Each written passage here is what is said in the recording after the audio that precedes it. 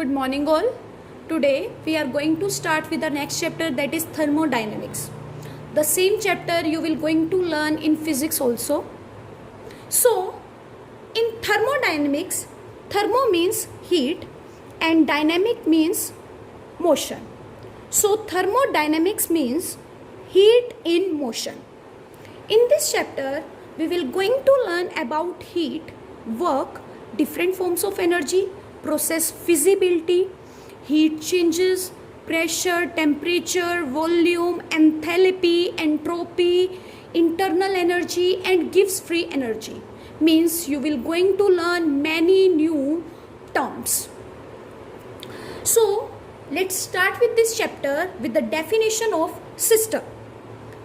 System is a part of universe which is under investigation, or you can say which is under observation. Let us say you want to study about this beaker. So this beaker will be system for you and the things around it will be surrounding. So the system is the part of universe which is under investigation, and surrounding is the remaining portion of the universe except system. System plus surrounding will give us universe. System is a small part whereas surrounding is a large part. In this chapter, our full observation will be based on system. Now, as you can see, this line is separating the system from the surrounding.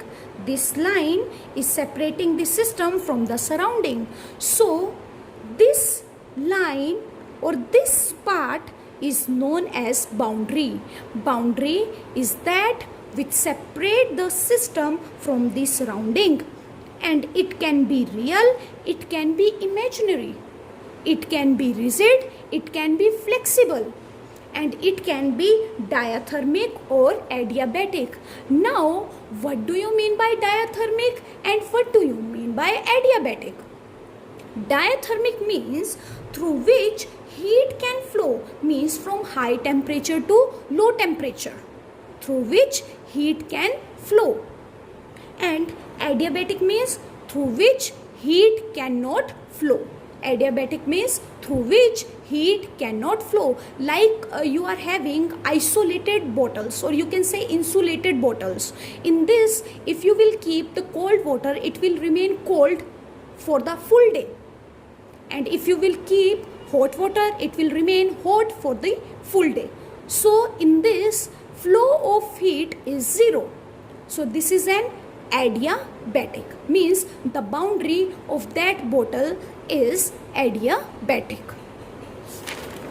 Now let's study about types of system. There are three types of system. First is open system, second closed system, and third is isolated system. Open system is a system which can exchange mass as well as energy with the surrounding. For example, take water in a pan and put it on a burner. Then the water present in the pan will going to exchange with the surrounding, plus the energy will also be exchanged with the surrounding. Now, closed system. Closed system is that system which can exchange energy but not mass. For example, take a water in a closed pan. Next is isolated system, the system which neither exchange mass nor energy. For example, take a water in a isolated pan. Then in that, neither loss of mass will be there nor energy. Now, as you can see, this pan is closed. But the boundaries are not insulated.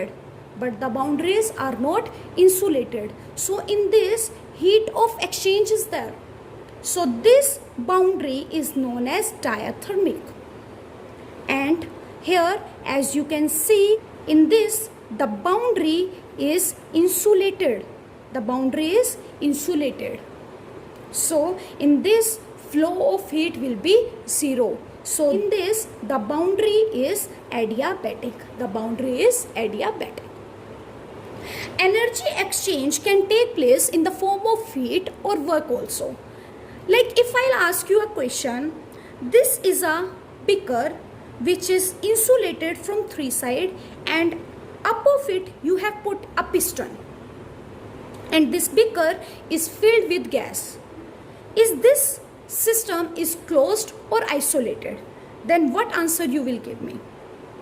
See, now as we know, the boundary is insulated, so heat exchange will be 0. But energy exchange can be there in the form of work by moving the piston. If I am applying the piston in the downward direction, then I am doing work on it.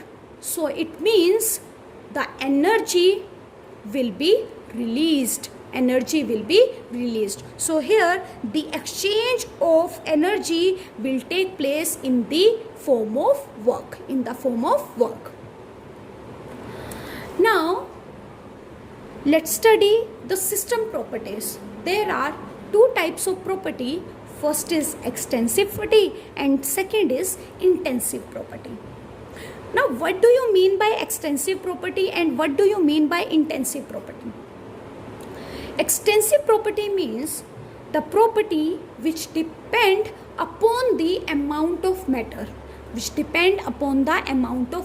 or you can say which depend upon the size of system. And intensive property is that which does not depend upon the size of system, or you can say amount of matter. For example, mass. Mass depend upon the size of system. Like if you have a bucket of water or you have a tub of water, so the mass will be different. So mass is going to be dependent upon the size of system, and that is why it is a extensive property. Same with volume. Volume also depend upon size of system, or you can say amount of matter. So volume is also a extensive property. Number of moles. Number of moles is also going to be different for different volume. So it is also a extensive property. Heat capacity is also a extensive property. Energy like heat energy, work energy, enthalpy, entropy, internal energy, Gibbs free energy, they all are extensive property. Intensive property like density. Density will be same. For example, density. If you have a bucket of water, if you have a tub of water, but the density of the water will remain same in both the cases. Same with reflective index. Reflective index doesn't depend upon amount of matter, so it is an intensive property. Temperature doesn't depend upon amount of matter, so it is an intensive property. Pressure, again, it doesn't depend upon amount of matter, so it is an intensive property. Concentration, terms like molarity, molality, normality, mole fraction, they all are intensive property. They all are intensive property. But now you can ask how concentration is a intensive property. See, for this you have to learn a small trick. Extensive upon extensive will going to give you intensive, means the ratio of extensive properties is equals to intensive. For example, if I take molarity, molarity is number of moles upon volume. Now as you know, number of moles is a extensive property, so number of moles is extensive. Volume is also extensive. The ratio of extensive properties will going to give you intensive. Same with molality. Molality is number of moles upon weight. Again, number of moles is extensive. Weight means mass is extensive. So ratio of two extensive properties will be intensive. Now let us say mole fraction. Mole fraction is number of moles upon total number of moles. Extensive upon extensive is equals to intensive. Normality will also be intensive. Now, as you know, entropy is extensive property, but if I'll say entropy per mole will be intensive property. How? Because as you know, entropy is extensive and mole is also extensive, and the ratio of two extensive property is equals to intensive. Now let's do one question that came in JEE 2010. Which of the following is extensive property? First option is specific heat capacity. Second is gives free energy. Third is EMF, electromotive force. D is dielectric constant. So as you know, specific heat capacity is equals to Q upon M into delta T. Now Q means heat, and heat, as you know, heat is extensive property. Mass is also a extensive property.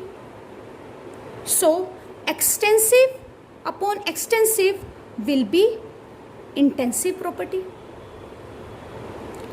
Gives free energy. Now as you know, energy, now only I have told you, gives free energy or any energy will be the extensive property. So gives free energy will be extensive property. Electromotive force is intensive, so this option is also cancel out. Now dielectric constant, it will not going to depend upon amount of matter, so it is an intensive property, so this also cancel out. So what is left? That is gives free energy. Gives free energy is a extensive property. So I hope you have understood today's topic. That's all for today. Have a nice day ahead.